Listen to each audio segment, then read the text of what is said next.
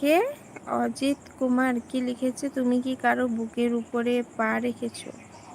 এটা আবার কি কমেন্ট লিখেছে কমেন্টে? ওটাই পড়লাম। বাজে না ভালো কমেন্ট আমি জানি না, যাই হোক লিখেছে তাই পড়লাম। हमने वही लगाया दिल जहाँ दिल लगाना मना था।